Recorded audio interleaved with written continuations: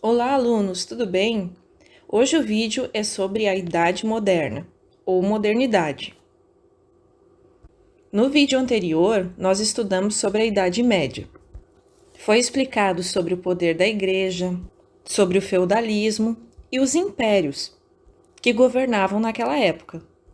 Você vai ver que na Idade Moderna muitas mudanças irão acontecer. Na primeira parte do vídeo, você vai ter um resumo bem rápido dos principais acontecimentos da Idade Moderna. Na segunda parte do vídeo, daí nós vamos aprofundar um pouco mais cada item dessa tela. No final da Idade Média, o surgimento de um novo grupo social, a burguesia comercial, alterou as estruturas do feudalismo, que entrava em crise, enquanto novas práticas e mentalidades se tornavam cada vez mais presentes na sociedade europeia.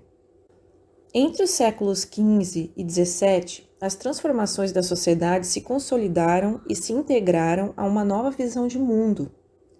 Para se diferenciar do pensamento e da cultura medievais, muitos intelectuais e artistas buscaram inspiração na antiguidade clássica, considerada por eles um período de grandes realizações e esplendor. Era o início do movimento que ficou conhecido como Renascimento.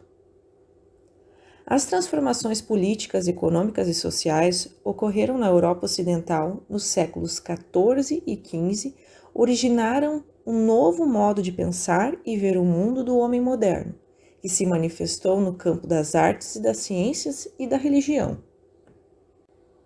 Nessa tela nós temos as principais mudanças ocorridas na Idade Moderna. O Renascimento, que é uma retomada de ideias da antiguidade, que prioriza muito mais a razão do que a religião. O humanismo, que estuda o ser humano e questiona essa devoção religiosa. A reforma protestante, que são as críticas das igrejas protestantes à Igreja Católica. A contra-reforma, que daí é a luta da Igreja Católica para manter os fiéis e o poder. A arte renascentista, que é muito marcante e tem uma manifestação das opiniões e representações dos seres humanos, não mais as manifestações religiosas, como na Idade Média. O absolutismo, que temos uma burguesia rica e o fortalecimento do poder dos reis. E por último, o mercantilismo, que envolve as viagens marítimas, o comércio e a exploração de novas terras realizadas pelos europeus. E é nesse momento, então, que os europeus descobrem as terras da América, inclusive as terras da América do Sul, que são descobertas pelos portugueses, dando início, então, à história do Brasil aqui nos anos ali de 1500. Agora nós vamos conversar um pouco sobre cada um desses acontecimentos da tela. Lembrando que é apenas um resumo, a história é muito mais ampla e complexa. Esse é o livro didático que nós vamos utilizar na explicação desse vídeo. Nós vamos começar explicando o que é o Renascimento. Na Europa medieval, o clero católico administrava as escolas e as universidades.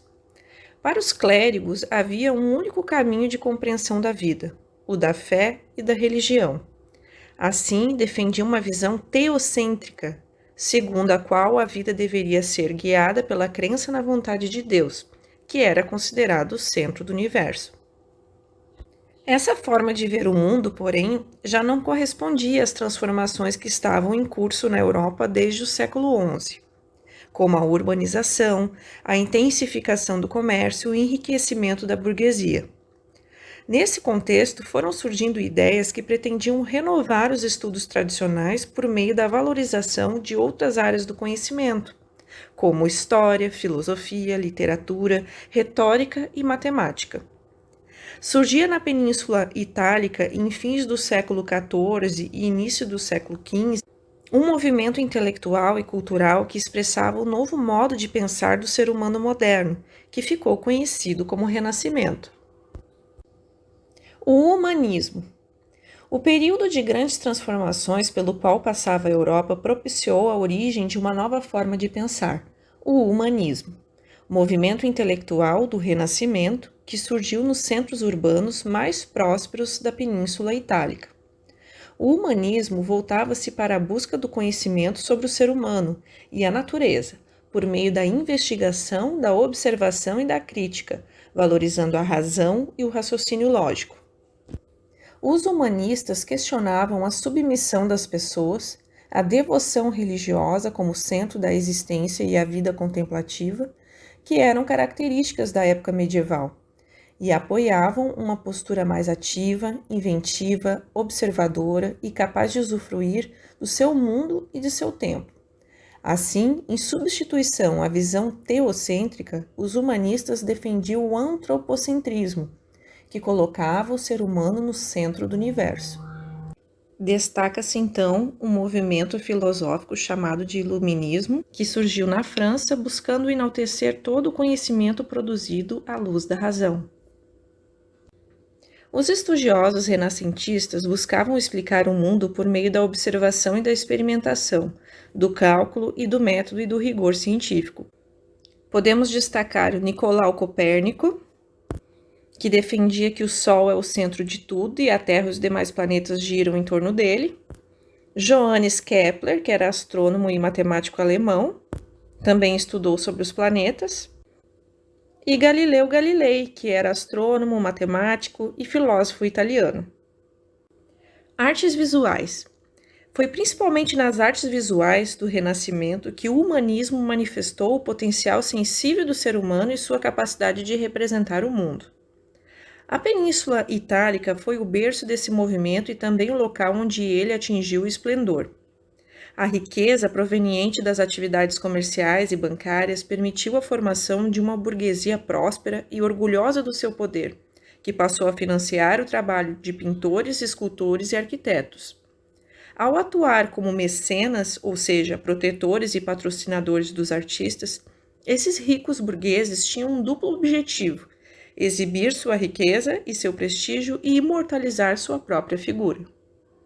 Reforma protestante. Os interesses da burguesia, cada vez mais influentes, chocavam-se com o que a Igreja pregava, como a condenação do lucro e da usura. Para agravar a situação, o poder da Igreja Católica foi abalado por uma série de críticas surgidas dentro da própria instituição. Isso porque, desde o final da Idade Média, a Igreja vinha se desviando de seus princípios e seus valores iniciais, usufruindo, por exemplo, do luxo, da riqueza e da ostentação. Além disso, boa parte do clero desrespeitava as regras religiosas, como o celibato, e trabalhava com descaso os cultos e os ritos religiosos. Esse quadro de enfraquecimento do poder da Igreja Católica e de críticas à instituição gerou um amplo movimento reformista, que deu origem a novas igrejas cristãs, a Reforma Protestante. O movimento protestante iniciou-se na Saxônia, região da atual Alemanha, e foi dirigido pelo monge Martinho Lutero. Em 1517, ao saber da venda de indulgências autorizada pelo Papa Leão X, com o objetivo de arrecadar fundos para a reconstrução da Basílica de São Pedro, Lutero resolveu se manifestar publicamente. Em um encontro de eruditos religiosos da cidade de Wittenberg, o monge teria apresentado suas 95 teses, nas quais denunciava a venda de indulgências e criticava o comportamento do clero e do Papa. Outra reforma foi a Reforma Anglicana, que ocorreu na Inglaterra em um momento em que o Estado era forte e centralizado e a Igreja Católica era tida como uma rival de seus interesses. A ruptura religiosa foi conduzida pelo rei Henrique VIII e teve caráter essencialmente político. Contribuiu para o enfraquecimento do poder da Igreja Católica a insatisfação dos ingleses em relação à obrigação do pagamento de dízimos. A Contra-Reforma.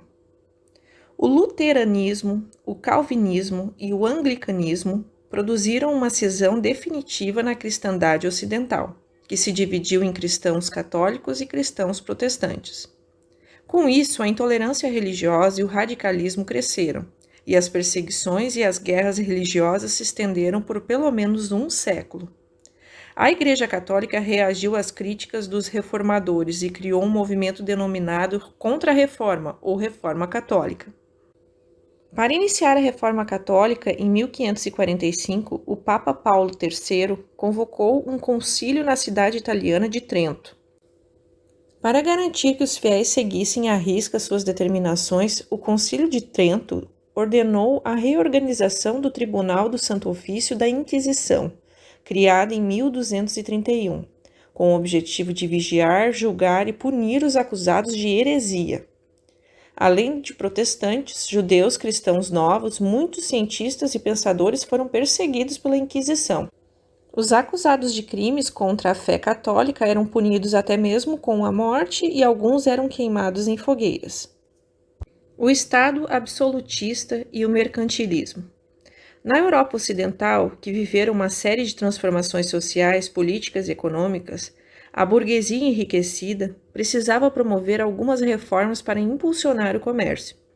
O transporte de mercadorias de uma cidade para outra obrigava os comerciantes a cruzar vários feudos. Cada um deles estava sob a autoridade de um senhor feudal, que estipulava suas próprias leis e taxações. Essas restrições levaram a burguesia a apoiar a centralização do poder nas mãos de um rei, que poderia unificar a moeda, as leis e os impostos e estabelecer um sistema de pesos e medidas único, facilitando as trocas comerciais. O apoio aos monarcas também partiu de alguns nobres. Enfraquecidos com as cruzadas e as fugas de servos para as cidades, muitos aristocratas acabaram se aliando aos reis em troca de benefícios e privilégios. O processo de centralização do poder real foi longo e também sofreu resistências, principalmente da Igreja Católica e da maior parte dos senhores feudais. Apesar desses entraves, os reis conseguiram impor sua autoridade sobre os habitantes de um território e consolidar os chamados estados modernos. As práticas mercantilistas foram utilizadas pelos reinos europeus para acumular riquezas.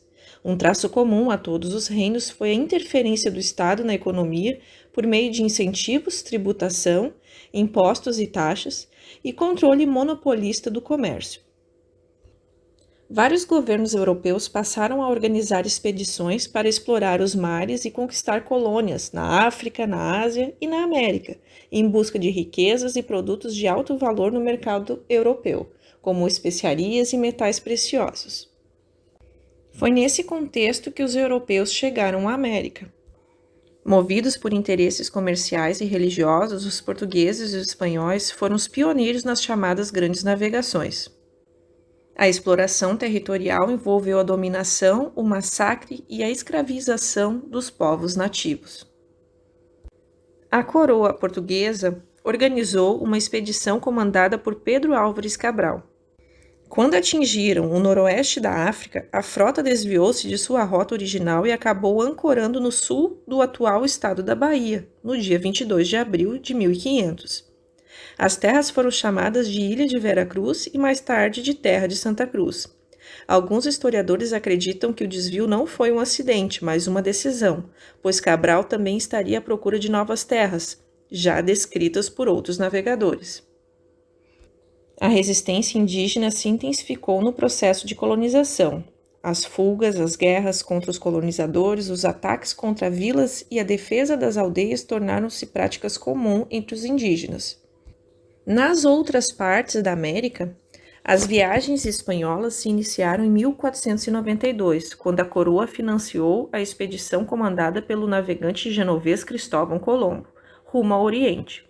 Inspirado pelo espírito renascentista, Colombo era também um estudioso das navegações. Ele acreditava que a Terra era redonda. Logo seria possível alcançar as Índias navegando em direção ao oeste. Mas foi o navegador florentino Américo Vespúcio que, após realizar 3 viagens à América, apresentou a hipótese de que as terras encontradas estavam separadas da Ásia, ou seja, que formavam um outro continente. Com o apoio de povos indígenas rebelados contra a dominação inca, os espanhóis tomaram a cidade de Cusco, capital inca, e de Quito. Bem depois, entre 1584 e 1587, a coroa inglesa iniciou a tentativa de colonização da América do Norte, por meio de expedições organizadas por nobres, com o objetivo de ocupar os territórios encontrados. Mais tarde também vieram outros colonos, como franceses, holandeses, irlandeses e alemães, formando as 13 colônias da América do Norte. O final da Idade Moderna é marcado por uma grande revolução.